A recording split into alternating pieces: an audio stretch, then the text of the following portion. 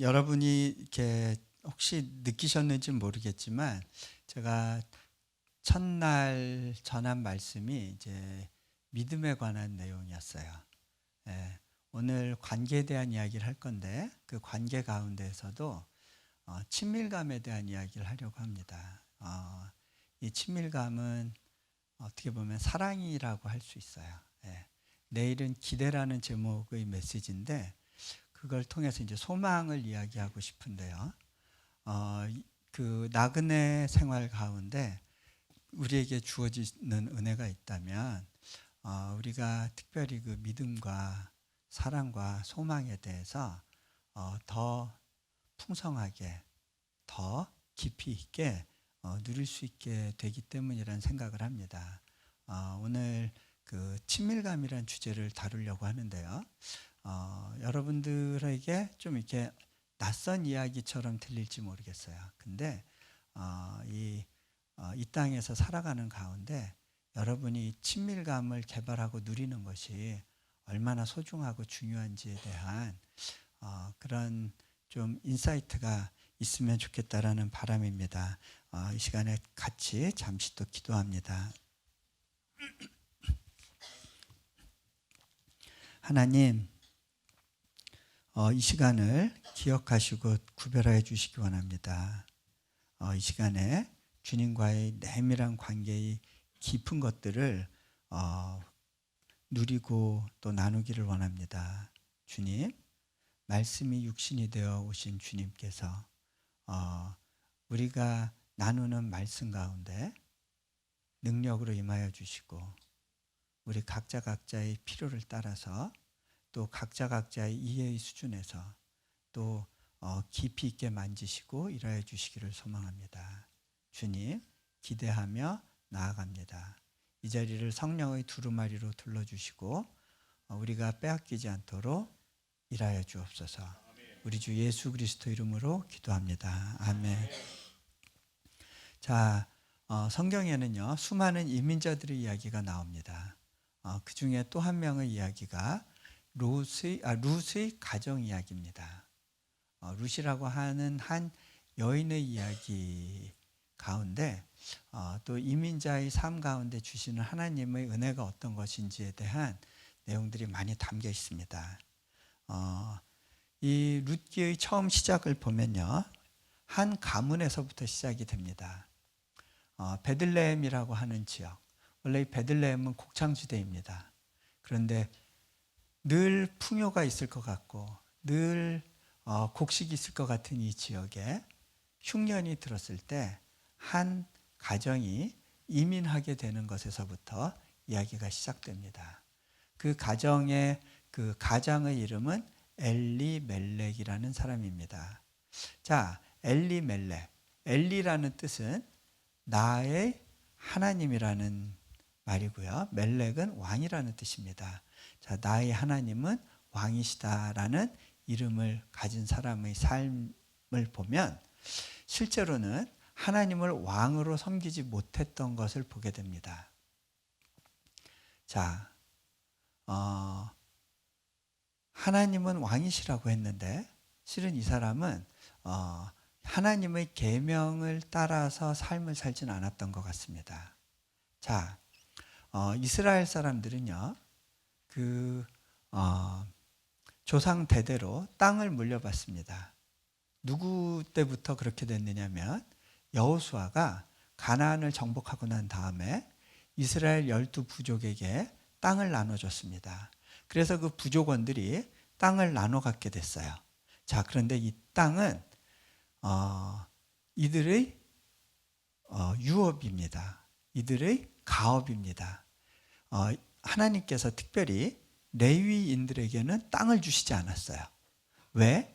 하나님 자신이 그들의 기업이 되기를 원하셨던 거예요. 땅은 하나님이 주시는 기업을 상징했고요. 이스라엘 12지파 중에 11지파는 이렇게 땅을 나눠 가졌습니다. 그리고 그 땅을 보존해야 될 의무가 있었습니다. 이 땅을 함부로 팔면 안 돼요. 땅을 팔았어도 나중에 희년이 되면 그것을 되찾을 수 있었고요. 또 땅을 팔았어도 누군가 그 집안의 가문에서 그 땅을 그 주인 이름으로 다시 돌이켜 줘야 될 그런 의무가 이스라엘 백성들에게 있었습니다. 자, 그런데 이 엘리멜렉은 그 조항을 좀 이용하려고 했었을 수도 있고요. 무시했을 수도 있습니다. 자, 땅을 팔아버린 것 같아요. 땅을 청산하고 이사를 갑니다. 모압 지역으로 갑니다. 그 당시에 모압 지역에 풍년이 들었다. 경제 환경이 좋아진다더라. 달러가 값이 오르고 세진다더라.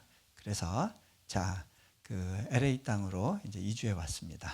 근데 여기서 아이들도 그래 너희들은 아예 그 과거 생활 잊고 현지에서 여자를 얻어라. 그래서 이제 그 현지의 아가씨들을 만나게 하고 결혼을 시켰습니다. 자, 그런데 그것이 그렇게 오래 가지를 못했어요. 자,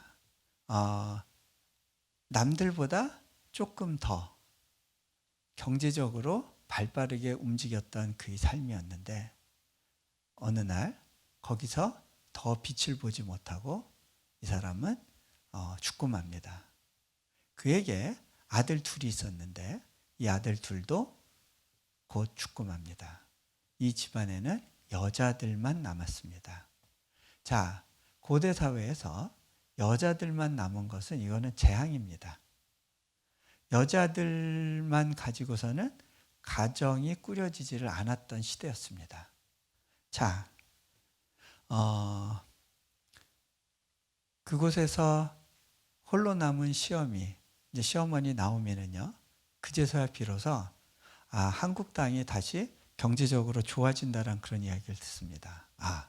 내가 한국으로 돌아가야겠구나. 네, 굉장히 헷갈려 하시는 분들이 있는데 알아서 새겨 들으세요. 그래서 이제 돌아갈 생각을 하고 두 며느리와 짐을 싸고 그 LAX, 저기 LA 공항으로 갔습니다.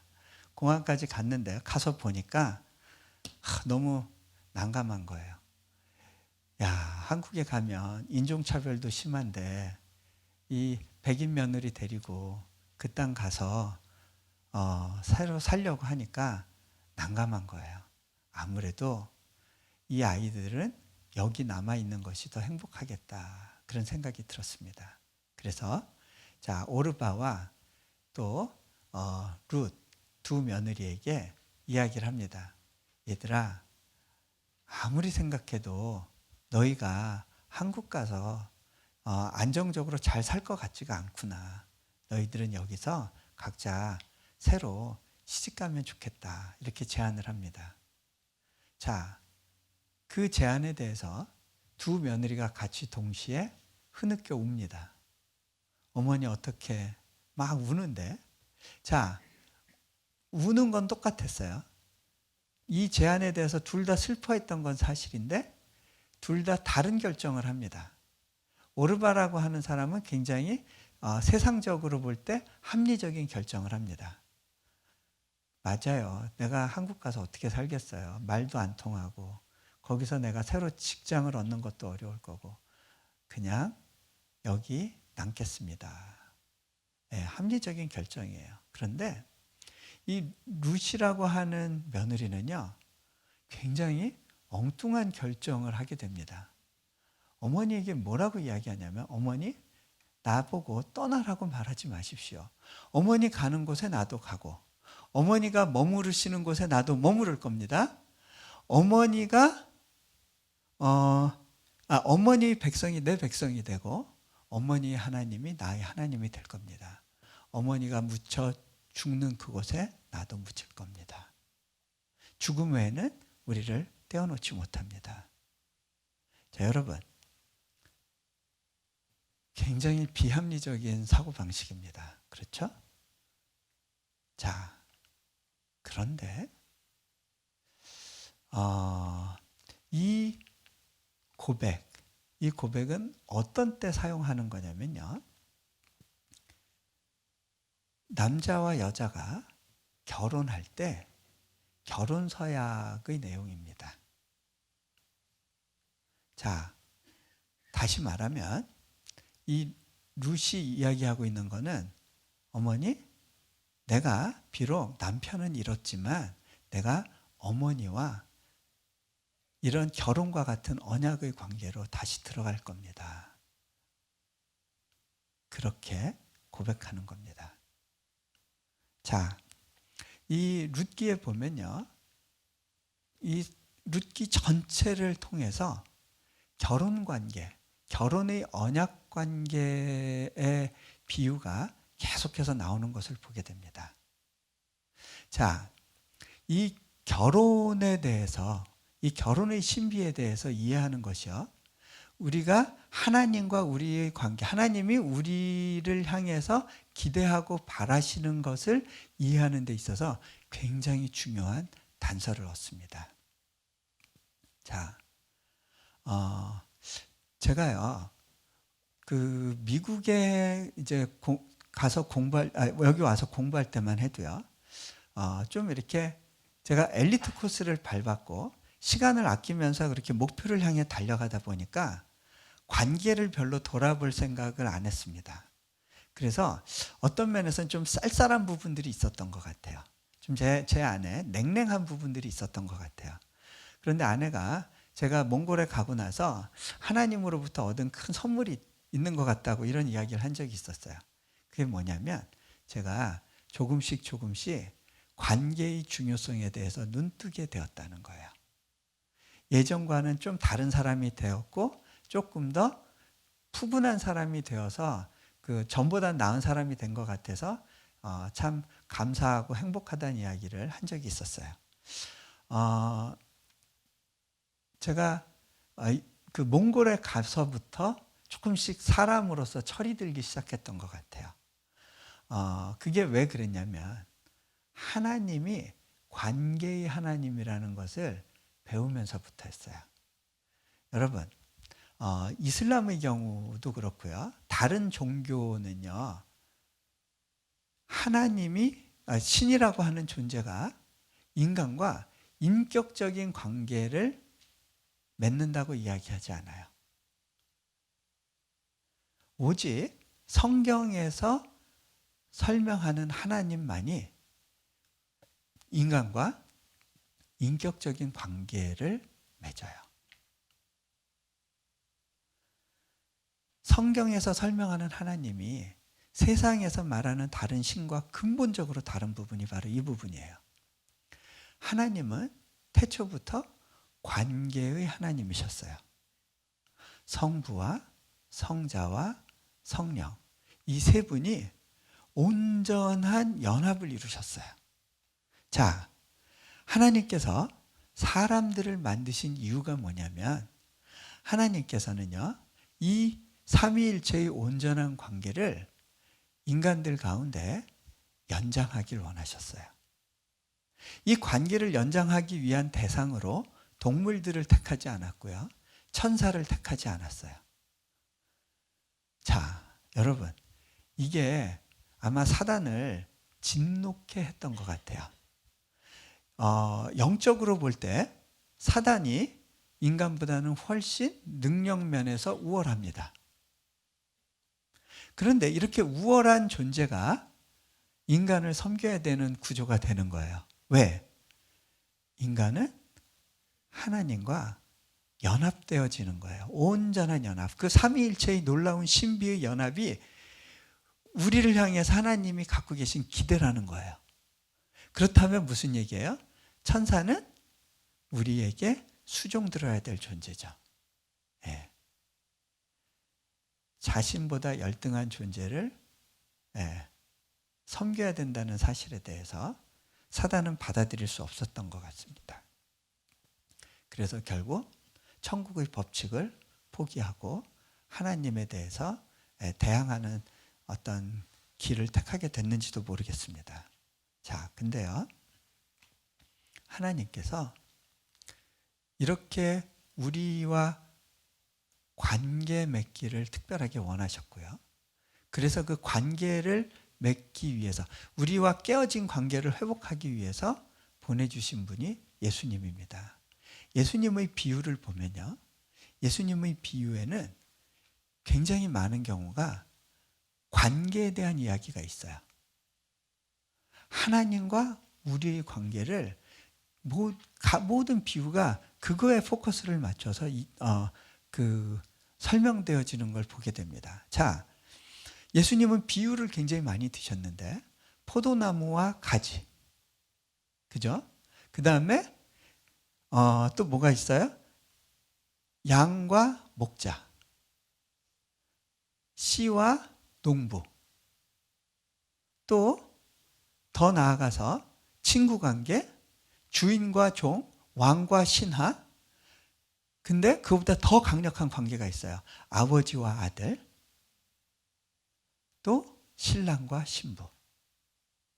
그 관계로 하나님과 우리의 관계를 설명하세요. 자, 근데 이 많은 관계 중에 굉장히 중요하고 핵심적인 관계는요, 가족 관계를 가지고 하나님과 우리의 관계를 설명하고 있다는 거예요. 이건요, 다른 종교에는 존재하지 않는 이 성경에만 나오는 독특한 설명이에요. 자, 가족 관계. 자, 여러분, 남남이었던 사람이 한 가족의 일원으로 들어오는 관계가 두 가지가 있습니다. 인간 세상에. 뭐하고 뭐죠? 네? 결혼이 하나 있고, 그 다음에 또 입양. 그렇습니다. 네. 결혼과 입양. 자, 하나는 아버지와 아들 관계, 하나는 신랑과 신부의 관계입니다. 그렇죠? 자, 근데 성경에 보면 아버지와 아들이라고만 하고요, 아버지와 딸이라고 안 하시더라고요. 왜 그럴까요? 여기 여자분들이 많으신데, 성차별 하시는 걸까요? 네? 왜 아들이라고만 하실까요? 여성분들은 그럼 2등 성도인가요? 자, 왜 그러냐? 자, 고대, 중세 유대 사회에서는요, 아들에게만 주는 것이 있어요. 유산이에요. 유업이 약속되어 있어요. 그래서 아버지와 아들이라고 설명하는 거예요. 여성분들도 딸로 부르심을 받는 것이 아니라 아들로 부르심을 받는 거예요. 자, 근데요, 여성분들이 서운해할 필요가 없는 것이요, 여성분들을 위한 관계 설명이 있어요. 신랑과 신부의 관계. 예, 이거는 남자들이 약해요. 그래서 그런지 목사님들이 이 신부로의 부르심에 대한 설교를 별로 안 하시는 것 같아요. 그죠? 이 참 생각할수록 좀 어색하다고 느껴질지 모르겠어요. 자, 한번 여러분 생각해 보세요. 김기동 목사님이 면사포 쓰고 웨딩드레스 입고 신부의 모습으로 주일 강단에 오르신다고 한번 생각해 보세요. 갑자기 막 넘어가는 사람이 있는데 회개하세요. 자, 이 부케 들고 그리운 당신 하면서 설교한다고 생각해 보세요. 굉장히 이렇게 오글거린다고 느끼는 분들이 있을 것 같은데, 이게 남자들은요, 태생적으로 신부로의 부르심을 이해하는 데는 좀 결격 사유가 있는 것 같아요. 근데 그거에 비해서 여성분들한테는요, 신부됨의 느낌에 대해서 굳이 설명해 줄 필요가 없어요. 그래서 교회에는 여성 성도들이 더 많은 것 같아요. 네. 자, 여러분, 신부로의 부르심에서 남자들이 제외되는 게 아니에요. 그죠? 아들로의 부르심에서 여성들이 제외되는 것이 아니죠. 예. 오늘 특별히 포커스를 이 루스 이야기를 통해서 이 결혼 관계로의 부르심이라고 하는 요 렌즈로 하나님과 우리의 관계를 좀 보면 좋을 것 같아요. 결혼으로의 부르심, 신부로의 부르심. 자, 성경에는요, 굉장히 많은 이 결혼 관계의 비유가 나오는데요. 여러분이 그 고대 유대 사회의 결혼 풍습에 대해서 좀 이해를 하면 이 성경에서 나오는 수많은 비유들이 조금 더 이해가 쉬우실 거예요. 자, 그걸 좀만 설명을 드리면요. 그 고대 유대 사회에서는 결혼을 할 때 자유연애 결혼이 아니에요. 다 중매 결혼이었어요. 옛날엔 중매 결혼이었어도 다 잘 살았어요.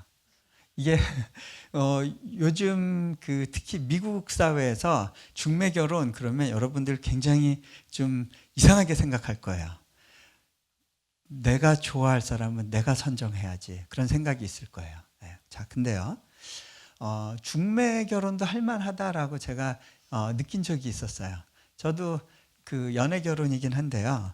언제 그 생각을 해봤냐면 제가 인도네시아에 갔었을 때요. 저는 인도네시아라는 나라를 몰랐어요.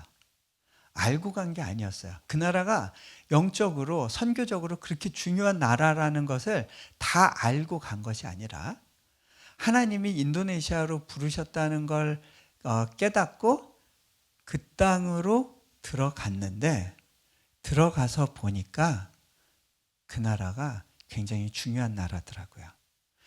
처음에는 그 날씨도 익숙하지가 않았어요. 저하고 너무 안 맞는 것 같았어요. 저는 몽골 영하 40도가 되는 그런 추위 속에서 살았는데 이제 영상 30도가 넘는 그런 땅에서 이제 살려고 보니까 애들도요 막 피부가 벗겨지는 걸 느껴요. 이렇게 두꺼워졌던 피하 지방이 얇아져야 돼요. 네. 뭐 이렇게 몸이나 피부가 몸살을 하는 걸 좀 느꼈어요. 그렇게 해서 이제 적응해 가는 거죠. 그런데 그 땅에 익숙해지고 나니까요, 저는요, 지금 이 날씨가 너무 추워요. 이미 인도네시아의 날씨에 익숙해져 버렸어요. 사람은 적응력이 뛰어나더라고요. 옛날엔 인도네시아에 대해서 전혀 몰랐는데 점점 배우고 나서 보니까 이 나라가 참 괜찮은 나라구나 느껴지게 돼요. 저는 중매 결혼한 거라는 느낌이 들었어요. 그런데 인도네시아와 중매 결혼해서 살아보니까 살만하더라고요. 여러분도 LA가 어떤 땅인지 다 사전 조사하시고 그 연구하시고 조사하셔서 이 땅이 나를 위한 최고의 땅이야 하고 결정하고 오셨나요? 아니죠? 어떻게 하다 보니까 이 땅하고 짝지어졌죠? 자, 여러분이 한국이란 나라를 너무 좋아해서 내가 한국에 태어나기로 결정을 해서 그렇게 해서 태어나신 분들 없죠? 그냥 한국이란 나라와 짝지어졌어요. 그래서 한국 사람으로 살게 됐는데 그렇게 살아보니까 not bad. 그런 거 같지 않으세요? 네, 괜찮은 것 같아. 그런 마음이 드시죠? 자, 하나님께서 운명적으로 결정해 주시는 것들이 있어요. 때로는 그것이 우리 짝일 수도 있어요. 자, 우리는 어떤 면에선 중매 결혼된 사람들이에요. 여러분이 예수님이 누구신지를 다 깨달아 알아서 그분이 너무 좋아서 그래서 여러분이 예수님을 선택한 것이 아니에요. 어떻게 보면 하늘 아버지께서 당신의 아들을 위해서 태초부터 신부감을 예비하셨어요. 우리는 운명적으로 짝지어진 거예요. 예수님이 누군지 모르고 짝지어졌는데 어떻게 예수님과 만나서 그 운명적인 만남 가운데 그분을 알아가고 배워가고 사랑하게 되면서 점점 이분이 정말 내 짝이구나, 유일한 나의 남편이구나 라고 느낄 수 있게 되는 것과 마찬가지예요. 자, 유대 결혼은 중매 결혼인데요. 이제 아버지가 장성한 아들을 위해서 신부감을 이제 찾아요. 그 매치메이커, 그 중매장의 도움을 받아서 여기저기 다니면서 이제 사람을 수소문하고 그렇게 해서 그 참한 규수를 소개받고 그렇게 해서 이제 그 집 이제 중매장이를 보내서 이제 서로 날짜를 정해요. 그리고 정해진 날짜에 아들을 데리고 찾아갑니다. 자, 아들이 그 집에 가서 이제 그 신부감을 보고 정말 마음에 든다. 그럴 때 그 사람을 향해서 한 가지 준비해온 글을 읽습니다. 그 글은 뭐냐면 신부를 향해 주는 약속이에요. 자, 당신이 나와 결혼한다면 내가 당신을 위해서 반드시 이러이러한 일들을 지켜줄 것입니다. 당신이 친정에 가고자 할 때는 내가 이러이러한 걸 선물로 줄 거고, 그 다음에 당신이 살아가는 날 동안 내가 이러이러한 것들을 지켜줄 겁니다. 그렇게 약속을 읽어줘요. 자, 제가 이야기했죠? 아들은 약속을 받은 관계라고. 자, 신부도 약속을 받은 관계예요. 자, 이렇게 딱 읽어준 내용이 마음에 든다. 그리고 저 사람 믿을만 하다. 저 사람한테 한번 내 삶을 맡길만 하겠다. 그렇게 신부 쪽에서 생각을 하면요, 그 사람의 제안에 대해서 응답하는 방법이 있습니다. 그게 뭐냐? 예스의 표현을 어떻게 하냐면, 남자가 가져간 포도주를 잔에 따라서 권합니다. 그때 그 포도주 잔을 받아서 마시면 관계가 형성되는 겁니다. 내가 당신을 신뢰합니다. 당신의 제안을 받아들입니다. 당신의 신부가 되기를 내가 결정했습니다 하는 의사표시예요. 자, 포도주, 뭐가 생각나세요? 네? 네? 보혈, 최후의 만찬, 그죠? 최후의 만찬에서 예수님이 뭐라고 하세요? 포도주를 따라주면서 이것은 내가 너희에게 주는 피라고 말씀하시죠. 떡과 포도주를 당신의 몸과 피로 표현을 하시죠. 자, 피를 주는 관계.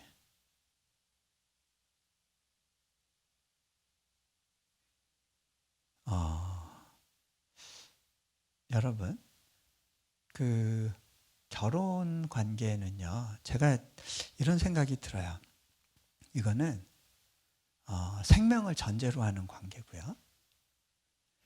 서로의 희생을 바탕으로 자라가는 관계더라고요. 제가 이렇게 보면 결혼에 대한 오해가 참 많이 있다는 생각이 들어요. 특히 우리 젊은 분들이 이 부분을 기억했으면 좋겠어요. 제가 절대 하지 말아야 될 거 리스트 중에 이제 결혼 주례도 있는데 딱 한 번 결혼 주례를 한 적이 있었어요. 그때 좀 눈물바다가 된 적이 있었는데 결혼식장에서 제가 그 주례를 하면서 이런 이야기를 했어요.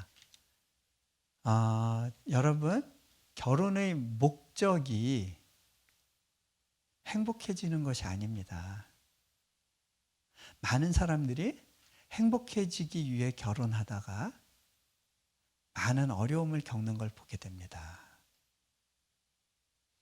뚱딴지 같은 소리 같으세요? 여러분 행복해지려고 결혼해 보셨을 거예요. 근데 정말 행복하셨어요? 네. 네. 왜 결혼 안 한 분들이 웃을까? 자, 여러분 잘 보세요. 내가 이 사람하고 결혼하면 행복할까? 저 사람하고 결혼하면 행복할까? 나를 행복하게 해줄 사람을 찾아요. 상대방도 나를 행복하게 해줄 사람이 어디 있을까? 골라요. 그러다가 이 정도 조건이면 될 것 같아. 그래. 저 조건이면은 내가 만족할 수 있을 것 같아. 그렇게 해서 서로 결혼을 했어요. 자, 두 사람은요, 지금 어떤 상태냐? 서로 배가 고픈 상태예요. 행복해져야 된다는 생각이 있는 거예요. 내가 외로워. 내가 힘들어. 그래서 위로가 필요해. 상대방을 통해서 뭔가를 얻기를 원해요. 지금 서로가 배가 고픈 거예요. 배고픈 사람 눈엔 뭐밖에 안 보여요? 먹을 것밖에 안 보여요.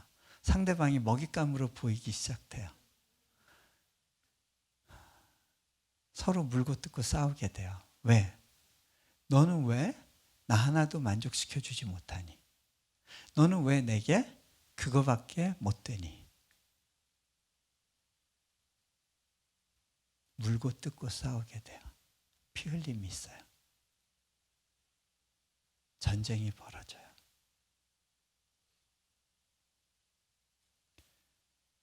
자, 결혼의 목적은 행복이 아니더라고요. 온전한 연합이에요. 하나님과 우리의 관계와 같은 온전한 연합이 이루어지는 거예요. 그런데요, 그 온전한 연합이 이루어지면 행복은 따라오더라고요. 여러분, 교회의 관계도 마찬가지예요. 교회도요, 제가 옛날에 어디 이렇게 이 LA 지역에서 그 뉴스페이퍼 이렇게 한인 신문을 봤는데 거기에 교회 광고가 나오는데 거기에 그런 광고가 있더라고요. 우리 교회는 이민 생활의 오아시스와 같은 교회입니다. 우리 교회 오시면 행복해질 겁니다. 여러분 행복을 찾으십니까?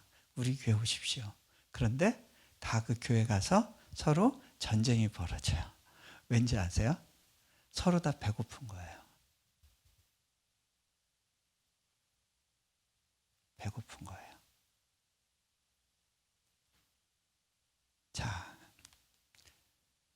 행복하기 위해서 교회 나오는 게 아니더라고요. 자, 그런데 온전한 연합이 이루어지려면 죽음이 요구돼요.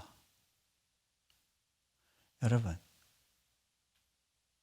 죽음이 이루어져야 연합이 되더라고요.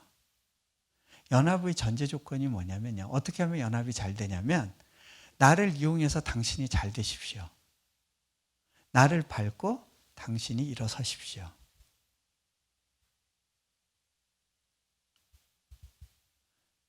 그때 연합이 이루어져요. 그렇죠? 자,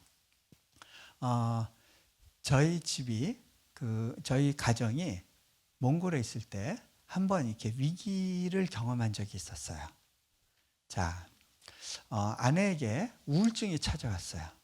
여러 가지 문제가 복합되었었는데 그때 이제 남편이 이제 잦은 출장도 있었고 그 다음에 아이들이 안 떨어지고 힘들게 하는 것도 있었고 그리고 자기가 계획하고 있었던 사역이 있었는데 그 사역은 잘 이루어지지 않고 뭔가 그 사역을 통해서 자신이 그래도 괜찮은 선교사라는 걸 보여주고 싶었는데 그게 안 된 거예요. 그런 가운데 우울증이 확 찾아왔어요. 어느 정도로 힘들었냐면요. 그냥 2층에 그때 살고 있었는데 저 창밖에 뛰어내리면 혹시 죽을 수 있을까? 차라리 죽어버려 하는 소리가 들리는 거예요. 그런가 하면요.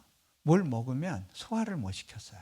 다 개워내거나 설사하거나 몸이 배짝배짝 마르고 음식을 받지를 않는 거예요. 그런 힘든 가운데 있었어요.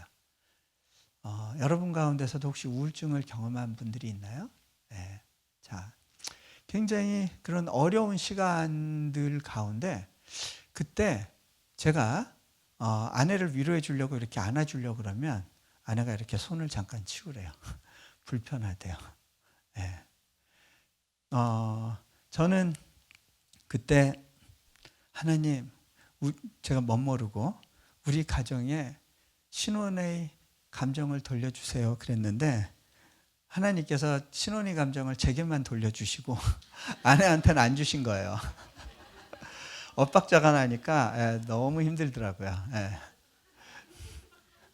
자, 굉장히 공감하시는 듯한. 근데요, 그 아내에게 여러 가지 제가 이렇게 제안을 해줬었어요. 한 번은 아내가 그 내적 치유 프로그램을 참여한 적이 있었는데 내적 치유에 들어가서 자신이 갖고 있는 문제들을 이렇게 다 조망할 수는 있게 됐어요. 하지만 그렇다고 해서 그 문제를 극복하는 힘이 생기는 건 아니더라고요. 그러던 가운데 몽골에서 복음학교라는 학교가 열렸는데 거기에 저희 아내를 좀 이렇게 기대하는 마음으로 이렇게 보내봤어요. 그런데 아내가 거기 갔다 오더니 저한테 이런 이야기를 하는 거예요. 제가 그날 이렇게 아내를 픽업하러 가서 아내를 태웠는데 아내가 하는 말이 여보 나 이제 우울증 극복하게 됐어요. 정말? 이제는 뭘 먹어도 토하질 않고 다 소화를 할 수 있게 됐어요. 내가 그 안에 있는 동안 치유가 일어난 걸 느꼈어요.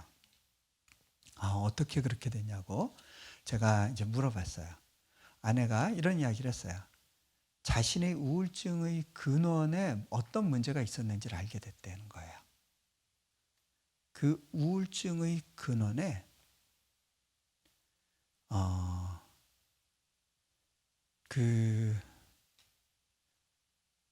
자기 연민이 있었대요. 나는 불쌍해. 나는 소중한 사람인데 환경을 잘못 만나서 상황이 잘못돼서 지금 고생하고 힘들어하는 거야. 불쌍하다 내 인생. 그런데 그 배후에 철저한 자기 중심성이 있다는 걸 깨달았대요. 자기를 너무 아끼려고 하는 그런 생각이 그 안에 도사리고 있었고 그것이 자신의 죄라는 걸 알게 됐고 그리고 그것이 죽어졌을 때 십자가에 못 박혔을 때 자기가 우울증을 해결할 수 있게 됐다고 그렇게 고백을 했어요.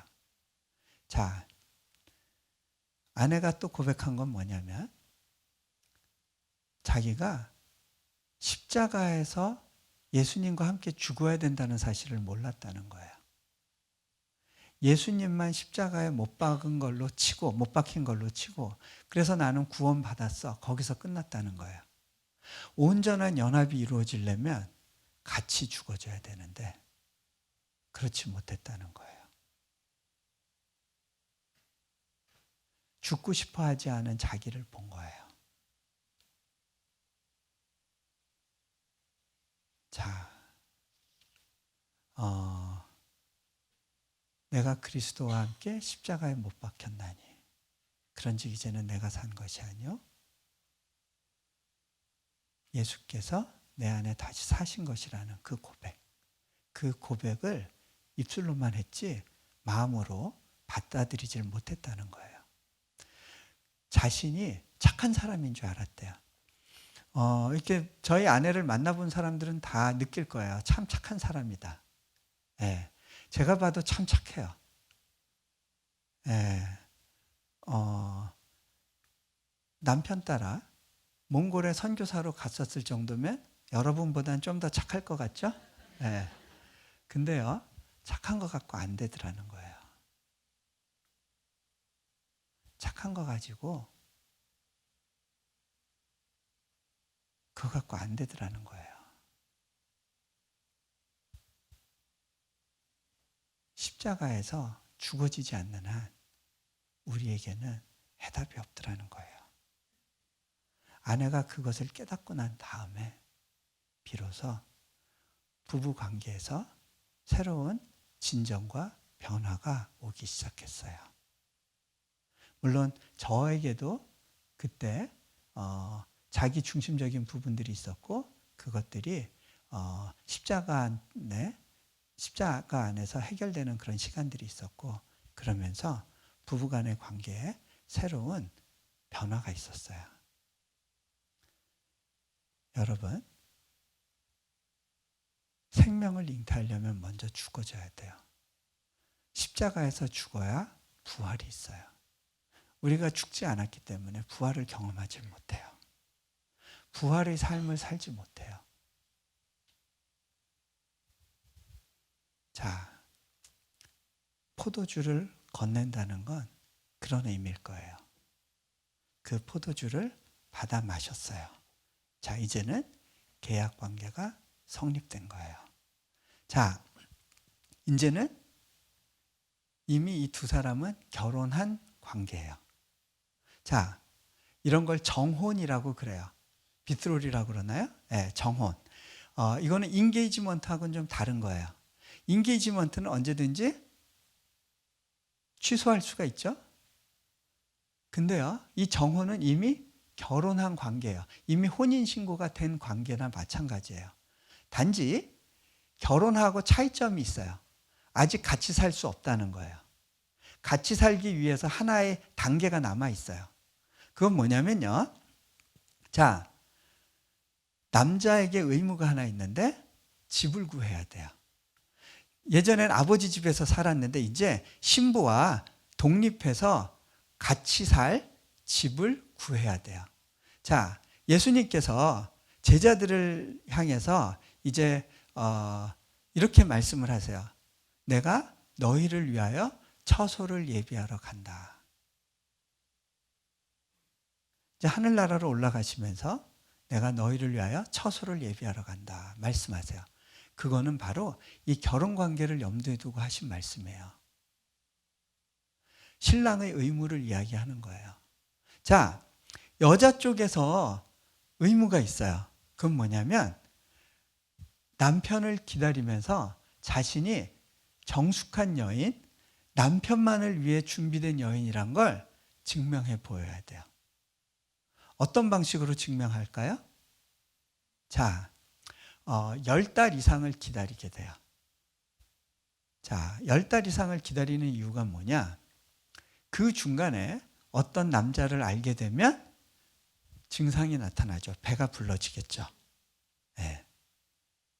그래서 기다리는 거예요. 자, 마리아가 그렇게 요셉과 정혼하고 그 기다리는 기간 중에 아기가 생긴 거예요. 이 계약 위반이 되는 거죠. 자, 근데요, 이런 10달의 기간 또는 1년의 기간 동안에 이 아내가 될 사람은 신랑을 그리면서 내가 신랑만을 위해서 예비된 신부라는 것을 이렇게 증명하고 그리고 신랑에 대한 사랑을 가꾸고 신부됨을 이제 훈련하는 그런 시간인 거예요. 자, 예수님이 승천하시고 다시 재림하실 때까지 기간의 교회의 모습은 바로 이렇게 정혼한 여인의 기간이에요. 자, 이 기간 동안에 신랑에 대한 그리움이 있어야 돼요. 신랑이 올까봐 두렵다면 여러분 뭔가 문제가 있는 거예요. 관계에 문제가 있는 거예요. 한번 잘 생각해 보세요. 자, 여러분이 이제 누구와 데이트를 한다. 그런데 남자는 샌디에고 살고 여자는 LA 산다. 그런데 이제 남자 쪽에서 이제 일 마치고 여자를 보러 가는데 너무 머니까 중간 어느 지점에서 만나자. 저기 어바인보다 좀 더 아래쪽 어디에서 만나자. 그래서 이제 넌 LA 북쪽에서 거기로 오고 나는 저기 샌디에고에서 가서 만나자. 이렇게 약속을 했어요. 근데 일 끝나고 나서 시계를 보면서 야, 또 내가 한 1시간 반 운전해 가서 또 걔 만나가지고 한 1시간 반 수다 떠는 얘기 다 듣고 밥값도 내가 내야 될 텐데 그러고서는 야, 또 혹시나 집까지 데려다 달라면 그럼 어떡하지? 와, 집에 돌아오면 엄청 피곤하겠다. 만약에 그런 생각이 든다면 그 관계 빨리 정리하는 게 맞겠죠? 그죠? 네, 빨리 정리하는 게 맞습니다. 네. 자, 근데요, 그런 식으로 신앙생활을 하고 있다면 여러분 뭔가 문제가 있는 거예요. 그분을 기억하고 기대하고 예배하는 것에 대해서 기쁨이 없다면 여러분 번지수를 잘못 찾은 거예요. 네, 빨리 정리하시는 게 맞아요. 제가 한 가지 예를 들어 드릴게요. 여기에 이제 소위 모태신앙들 좀 있으시죠? 네. 네. 자, 모태신앙 굉장히 그 한국적인 표현이에요. 예, 그 성경에는 나오지 않는 표현인데 이 모태신앙들이 갖는 몇 가지 특징이 있어요. 하나님에 대한 믿음은 있는지 없는지 잘 모르겠는데 주일 대예배에 대한 믿음만은 확고해요. 네, 웬만하면 주일 대예배는 빠지지 말자. 왜? 다칠까 봐. 한번 좀 빠져봤는데 영 그 주간 재수도 없고 찝찝하고 안 좋았어. 웬만하면 주일 대예배는 빠지지 말자. 네. 자, 이런 분들은요. 어떻게든 예배 시간엔 나와요. 근데 보통 늦는 경우도 많아요. 하지만 축도는 꼭꼭 챙겨받고 가려고 하는 경향이 강해요. 그렇죠? 네. 자, 그 다음에 이런 분들은요, 그 예배 시간에 열심히 의무적으로 앉아 있는데 설교 시간에 굉장히 졸려요. 그죠? 네, 막 졸려요. 꾸박꾸박 조는데 조는 사람을 위로하는 구호가 하나 있어요. 자, 자더라도 교회에서 자는 것이 영적으로 유익하다라는 그런 권면이 있어요. 그 구호에 힘입어 가지고 그 졸려도 열심히 버티면서 그 설교 시간에 앉아 있어요. 자, 근데 이런 분들을 향해서 드리는 안 좋은 소식이 하나 있어요. 그게 뭔지 아세요? 이분들이 이렇게 버티는 이유가 뭐예요? 그래도 복 받고 싶어서, 그리고 천국 가는데 막차라도 타고 싶어서. 그죠? 천국은 가야 될 것 같고. 자, 굉장히 안 좋은 소식이 뭐냐? 그렇게 해서 가려고 하는 천국은 그렇게 그분들이 지겨워하는 예배를 영원토록 드리는 곳이라는 사실이에요. 자, 이 땅에서 하나님을 사랑하고 하나님과 관계 맺는 법을 배우지 못한다면 천국이 의미가 없다는 거예요. 왜? 천국은 하나님이에요. 하나님의 나라예요. 여러분이 하나님과 교제하고 친밀해지지 않은 가운데 가는 천국은 의미가 없을 수 있어요.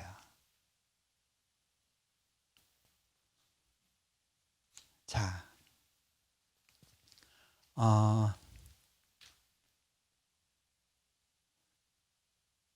그렇게 해서 이제 신랑이 마침내 집 준비됐다, 이제 때가 됐다라고 느끼게 되면요, 급하게 신부 쪽에 묻지 않고 쳐들어갑니다. 왜? 이 여자는 내 여자인 거예요. 내가 정한 날에 갈 수 있는 거예요. 그날이 도적같이 오는 거예요. 가서 데려오면 돼요. 남자에게 데려올 권리가 있어요. 그런데 그래도 신부가 최소한의 준비를 하고 있어야 되겠잖아요. 그래서 신랑의 친구들을 보내요. 그래서 그 신부가 준비하게 해요. 신랑의 친구들이 빰빠라밤 나팔을 불고, 그래서 신랑이 곧 온다는 걸 알려줘요. 그러면 이제 신부는 준비를 해요. 특별히 신랑이 밤에 오기 때문에, 그리고 먼 곳에서 올 수 있으니까 낮밤을 가리질 못하는데 이제 주로 밤에 오게 되면 그 등불을 들고 지켜주는 사람이 필요해요. 그 열처녀 비유가 그거예요. 자, 이제 신랑이 예고하고 이제 들어와서 신부를 데려갑니다. 그리고 신방으로 가게 돼요. 아버지의 집에서 신방을 준비하고, 그리고 거기에 신랑의 아버지가 배설하는 잔치가 다음날 열려요. 요한계시록에 보는 어린 양의 혼인잔치가 바로 그 장면을 묘사하고 있어요. 이렇게 성경 전체는요, 우리와 예수님의 연합, 결혼으로 이렇게 맞물려 있어요. 자, 그런데 제가 이렇게 보면요, 많은 분들이 결혼 생활을 누리지 못하고 신앙생활을 하시는 것 같아요.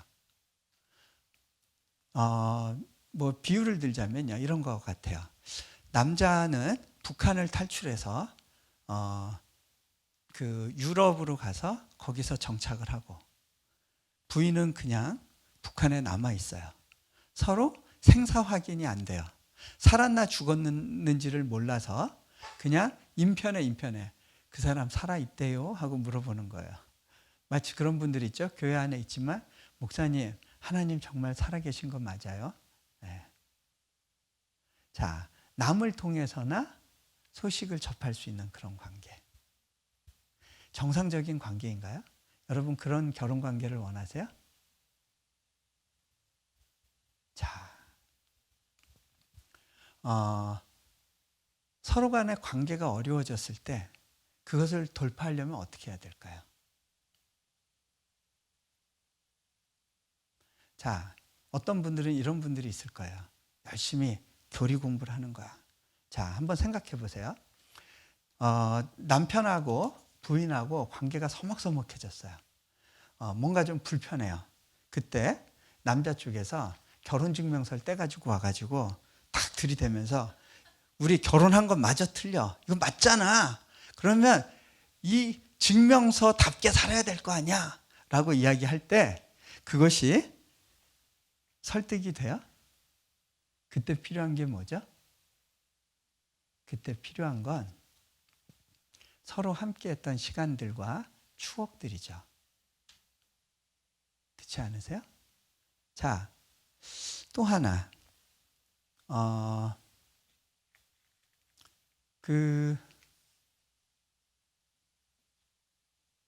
어떤 분들은 결혼에 대해서 또 이런 생각을 하는 분들이 있어요. 결혼은 신혼 때가 절정이야. 그리고 그 다음부터는 내리막이야. 동의하세요? 네? 동의하세요? 근데 저는 그게 거짓말인 것 같아요. 제가 아내랑 살아보니까요, 지금도 새로워요.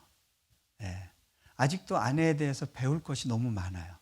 제가 아내를 다 안다고 할 수가 없어요. 여전히 모르는 새로운 모습들이 나와요. 애를 한 명씩 낳을 때마다 달라지는 아내의 모습이 있어요. 앞으로 또 어떻게 바뀔지 모르겠어요. 지금까지 알아온 시간이 너무 아까워요. 서로가 서로를 이해하는 것도 이게 레벨이 있어요. 근데 아직 저는 멀었다는 생각이 들어요. 아직도 배워야 될 것이 많다는 생각이 들고 여전히 아내는 신비한 존재라는 생각을 할 때가 있어요. 하나님과의 관계도 마찬가지인 것 같아요. 어떤 분들은 이렇게 막 처음 믿어서 막 뜨거운 사람들을 보면서 나도 한때 저런 적이 있어 라고 생각하는 분들이 있을 거예요. 좀 기다려봐 뭐 이런 분들. 자, 근데요 그런 자세가 맞을까요? 요한계시록에 보니까 예수님께서 에베소 교회에 대해서 말씀하세요. 너희가 열심은 있었는데 너희가 책망받을 것이 있구나. 너희가 첫사랑을 잃어버렸다. 첫사랑을 잃어버린 것이 책망받을 만한 일이라는 거예요. 자, 이 가운데 예수님께 헌신하는 것이 너무 억울하고 아깝고 분한 분들 혹시 있을지 모르겠어요. 그죠? 너무 많이 드릴까 봐 걱정되는 사람들. 자, 한번 생각해 보세요. 여러분이 이제 결혼을 앞두고 있는데 결혼을 앞두고 신변 정리를 해야 될 필요가 있는 분들이 있을 거예요.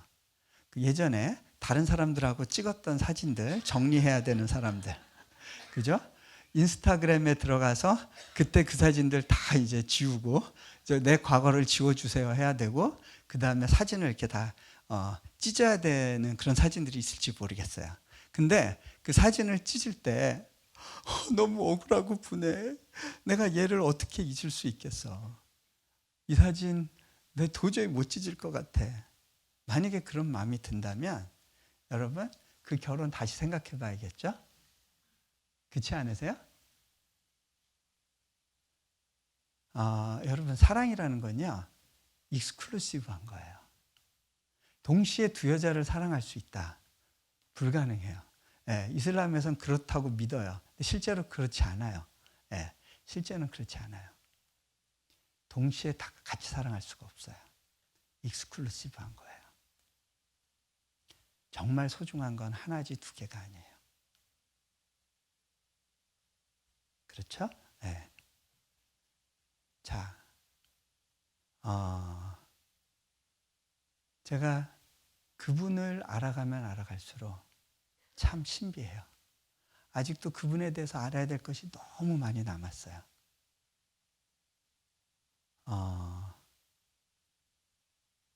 그리고 그분을 향해서 무엇을 드린들 아까운 것이 있을까? 왜? 그분이 나에게 무엇을 주셨는지를 기억하기 때문에.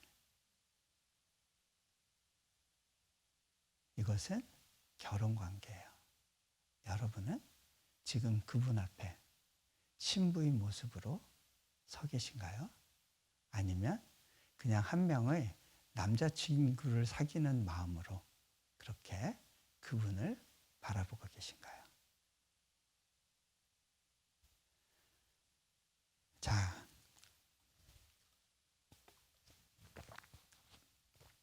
이 루시어 그렇게 시어머니와 결혼 관계로 들어갔어요. 그리고서 이제 한국 땅으로 왔어요. 이 땅에서 여러분 이렇게 선택을 했을 때 항상 아름답고 편하고 좋은 관계가 쫙 열리는 것만은 아닐 수 있어요. 그 선택을 했기 때문에 지불해야 될 대가가 있어요. 룻의 경우에 그 대가를 지불했는데 그건 뭐였냐면요. 그 사회에서 가장 낮은 신분이 종인데 그 종들의 눈치를 보면서 사는 그런 삶을 살게 되는 거예요. 그러던 가운데 보아스라는 남자를 만나요. 이 보아스는 누구냐? 자신의 재산을, 그러니까 자신의 땅을, 그 가문의 땅을 물러줄 책임이 있는 사람이에요. 물러준다는 말이 영어로는 redeem이라고 돼 있어요. redeem은 뭐냐면 값을 지불하고 다시 사주는 걸 말해요. 우리는 예수님을 구속자라고 그러고 그것을 영어로 redeemer라고 이야기를 해요. 그렇죠? 자, 구속해주는 삶. 그 구속해줄 의무가 있는 사람, 그 사람이 기업을 물을 자예요. 자, 그 사람이 바로 보아스라는 사람이었어요. 그 보아스를 보고 이제 그 시어머니 나오미가 룻에게 아주 놀라운 제안을 합니다. 그 제안이 오늘 읽은 본문에 나오는 내용이에요. 예, 너 오늘 저 보아스가 오늘 타작 마땅에서 보리타작하고 거기 누워 잘 텐데 그게 이제 그 이스라엘 전통이었어요. 보리타작을 하면 이제 그 타작 마당을 지켜야 되니까 주인이 거기에 돗자리 깔고 자요. 자, 그때 어디에 눕는지 보아스 어디에 눕는지 잘 본 다음에 그 사람 발치에 너를 뉘어라. 예, 굉장히 어려운 주문이에요. 그렇지 않으세요? 자, 룻이요 그거에 대해서 거부할 충분한 이유가 있었어요. 아니 어머니 그게 말이 돼요? 아니 세상에 나는 그래도 그 여잔데 어떻게 외간 남자한테 그 사람이 좋아하는지도 모르는데 거기 발치에 나를 뉘어요? 거기다가 저 사람은 유대인이고 난 이방 여인이잖아요. 유대인들이 이방 여인을 얼마나 무시하겠어요. 그죠? 거기다가 또 할 말이 있을 거예요. 나는 이미 결혼을 한번 했던 여자잖아요. 내가 어떻게 감히. 그런 생각이 있겠죠. 그런데 룻이 그 시어머니의 제안에 순종합니다. 그래서 목욕하고 자신을 단장하고 그리고 보아스가 누운 곳을 찾아가서 그 발치에 자신을 뉘우게 됩니다. 이런 것을요, unconditional surrender라고 하죠. 무조건적인 항복입니다. 우리가 주님과의 관계 속으로 들어가려 할 때 이러한 자세가 필요할 수 있습니다. 나의 신랑 되신 그분께, 그분의 발치에 나를 뉘우는 것. 제가 저희 아들 이야기를 하나 할게요. 저희 아들이, 저희 큰아들이 한때 저하고의 관계가 좀 서먹서먹했었어요. 얘가 뭔가 좀 부탁할 게 있어도요, 저를 찾질 않더라고요. 그리고 꼭 엄마한테 찾아갔어요. 엄마, 나 이거 원하는데 이거 좀 해주면 안 돼요? 아빠한테 나 이거 원한다고 얘기 좀 해주세요. 그러는 거예요. 직접 찾아오면 좋을 텐데, 그럼 아빠가 기뻐서 말을 들어줄 텐데, 엄마도 아빠한테 직접 얘기해 보렴. 아빠가 너 그렇게 무서운 사람 아니야. 얘기 잘 들어줄 거야. 걱정하지 마. 라고 얘기를 해도 엄마 싫어요. 나 아빠한테 얘기하고 싶지 않으니까 엄마가 해주세요. 그런 때가 있었어요. 초등학교 1학년 때인가 2학년 때였어요. 제가 뭐가 문제가 있는 것 같은데 이 문제를 어떻게 풀어줘야 될지 좀 이렇게 마음에 짐이 있었어요. 어떻게 하다가 아빠한테 이렇게 오해를 갖게 됐을까. 그러던 중에 제가 중국에 가서 이렇게 출장 중에 있다가 어느 선교사님하고 기도하는데 그 선교사님이 중보기도 해주시는 가운데 이런 말씀을 하셨어요. 하나님께서 당신의 가정에 상처받은 자가 있는데 그 상처받은 자를 치유해 주기를 원하십니다. 그때 저는 순간 이게 우리 큰아이 문제구나 깨달았어요. 그래서 제가 이제 아이 문제를 놓고 기도하면서 집에 돌아갔어요. 집에 돌아가서 이제 한번 생각을 해봤어요. 기도하는 가운데 이런 게 그때 하나님 문제의 원인이 어디 있습니까? 하고 이렇게 묻고 있었는데 그 가운데 하나님이 한 장면을 이렇게 보여주셨어요. 제가 아이를 호되게 혼내던 장면이었어요. 아이가 학교에서 기말고사 볼 때 좀 이렇게 바람직하지 못한 행동을 했어요.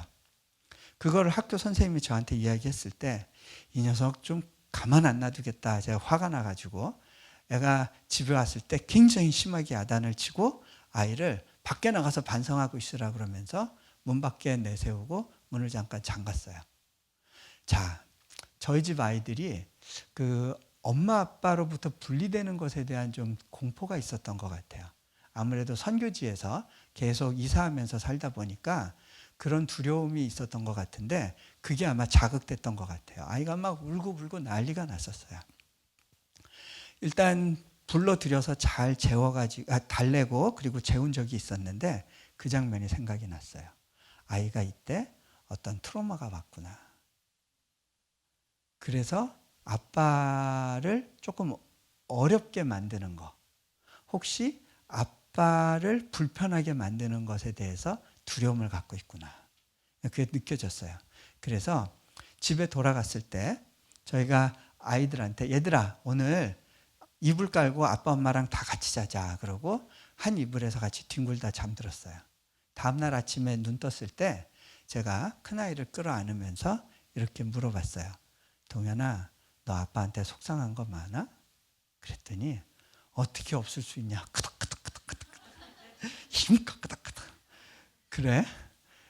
그러면 동현아, 너 예전에 이러이런 일로 아빠한테 혼났던 거 기억나니? 어떻게 그날을 잊으라? 끄덕끄덕. 그래? 네, 너 왜 혼났는지도 기억나니? 몰라요. 아이들은요, 불리한 건 바로 잊어버려요. 그리고 자기를 조금이라도 아빠가 서운하게 했던 건 두고두고 기억해요. 네. 그죠? 아빠가 잘해줬던 건 바로 잊어버려요. 네. 어쩔 수 없는 것 같아요. 자, 제가 아이한테 설명을 해줬어요. 너 그때 네가 이러이런 잘못했잖아. 아빠가 그거 고쳐주려고 그런 거였어. 아빠 마음은 너를 아빠 아들이니까 좋은 사람 만들려고 그런 거였어. 그런데 아빠가 기도하는데 하나님이 아빠도 잘못했다고 그러시더라. 아빠는 네가 그렇게까지 힘들고 무서웠을지 몰랐어. 아빠가 너무 미안한데 아빠 용서해 줄 수 있겠니? 제가 이렇게 물어봤어요. 그랬더니 고개 한 번만 이렇게 성의 없이 끄떡해요.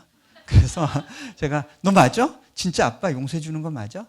아빠 나 지금 잊어버리려고 노력하는데 기억나게 하지 마세요. 그래서 알았어 그러고 저 이제 넘어갔어요. 며칠이 지났어요. 제가 그날은 학교에서 일찍 돌아와서 집에서 글 쓰는 작업을 하고 있었습니다. 그 컴퓨터를 앞에 놓고 작업하고 있었는데 아이가 학교 갔다 와서 다녀왔습니다 인사하고 자기 방에 갔다가 조금 있다가 제가 작업하는 방문을 빼꼼히 열고 저를 이렇게 요리조리 살피다가 저한테 와가지고요.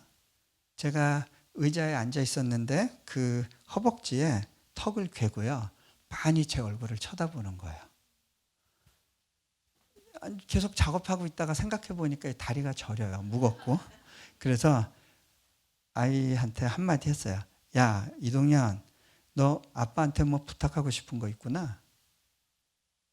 그랬을 때 아이가 정색을 하면서 이렇게 말하는 거예요. 아빠, 나 지금 뭐 부탁하려고 그러는 거 아닌데 아빠가 보고 싶어져서 아빠가 그리웠는데 그러는 거예요. 와, 제가 마음이 녹아가지고요. 아이를 끌어안고 같이 침대로 가가지고요. 같이 막 뒹굴었어요. 네. 또 며칠이 지났어요. 제가 학교에서 좀 어려운 문제들이 많았어요. 그때 하나님 왜 그렇게 이렇게 어렵게만 하시고 문제를 풀어주시질 않으세요? 마음이 좀 갑갑했어요. 그때 이제 저희 공동체 예배가 있었는데 예배의 자리에 앉아 있는데 기도하려고 하다가 문득 제 아들이 한 말이 생각이 났어요. 그때 남들이 보든 말든요. 제 바닥에 그냥 들어 놓았어요. 양복 입은 채로 들어 놓아가지고 거기서 뭐라고 고백을 했냐면 아빠 나 지금 뭐 부탁하려고 그러는 건 아니고요. 그냥 아빠가 보고 싶어요. 아빠가 그리워요. 그때 하나님께서 제가 그 아들을 통해서 기뻐했던 그 마음으로 찾아와 주시는 걸 느꼈어요.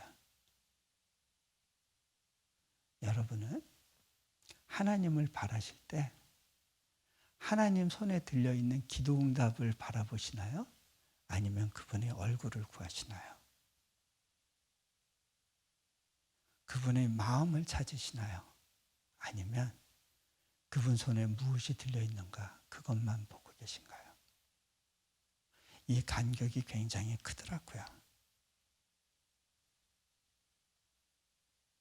아버지를 얻으면 다 얻은 것이지만 우리가 때로는 아버지보다는 아버지를 믿기 때문에 얻어지는 대가가 더 크게 보이기도 하는 것 같아요. 자,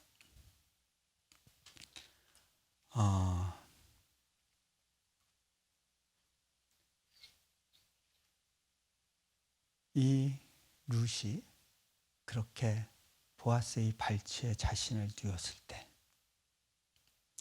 보아스의 긍휼의 보자기가 그를 덮습니다.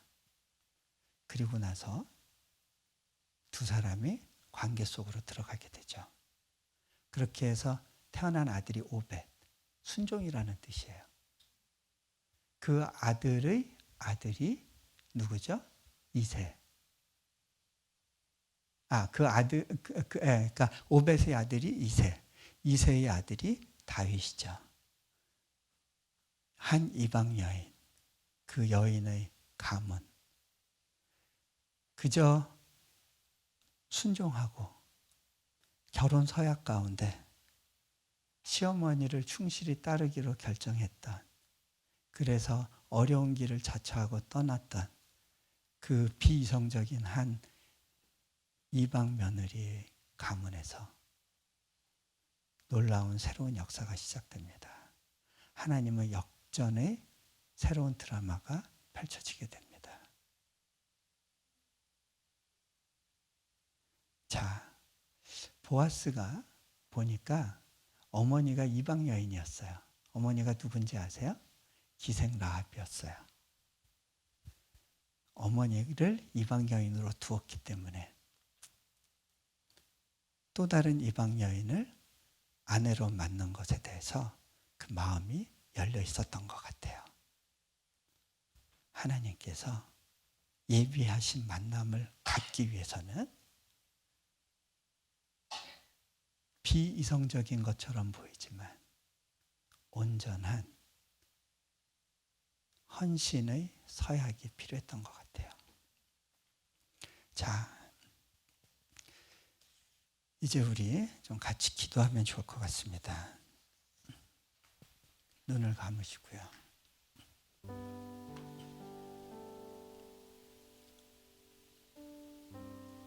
이 우주를 지으신 그 놀라운 하나님, 그분께서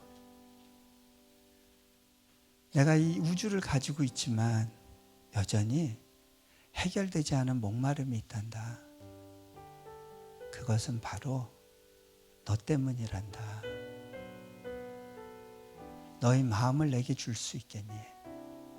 내가 그 마음을 누리지 못하는 한 나의 갈증은 해소되지 않을 거야.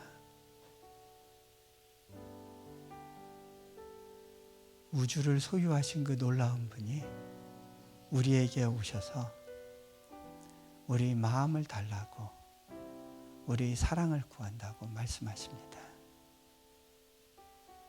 요한복음에 보면요, 예수님이 내가 문 밖에 서서 문을 두드린다고 말씀하십니다. 그런데요, 이 문 두드림은요, 믿지 않는 사람들을 대상으로 하는 문 두드림이 아니에요. 교회를 향해서 문 두드리고 계신 거예요. 마지막 때의 교회를 향해서 문을 두드리고 계세요.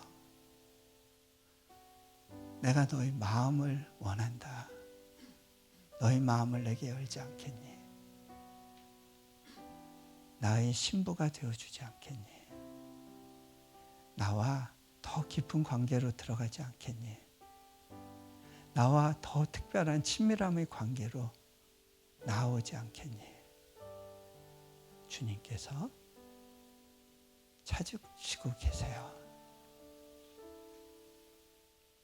나의 신부야, 나의 사랑하는 신부야. 여러분, 오늘 이 밤에 하나님께 구하시지 않겠어요? 저희 아들이 했던 것처럼, 아빠, 나 지금은요, 뭐 부탁하려고 그러는 거 아니고요. 그냥 아빠가 보고 싶어요. 아빠를 느끼고 싶어요. 아빠를 누리게 해주세요. 내 마음 깊숙한 곳에 해결되지 않은 갈증이 있어요. 그 갈증은 너무나 커서 당신 외에는 채울 수 없음을 제가 압니다. 그것은 주님이 만들어 놓으신 내 마음의 공백입니다. 주님, 주님의 자리에 찾아와 주세요. 나의 그 빈 공간을 채워주세요. 기도하지 않으시겠습니까? 이 시간에 그렇게 주님께 구하시며 나아가시기 바랍니다. 같이 기도합니다.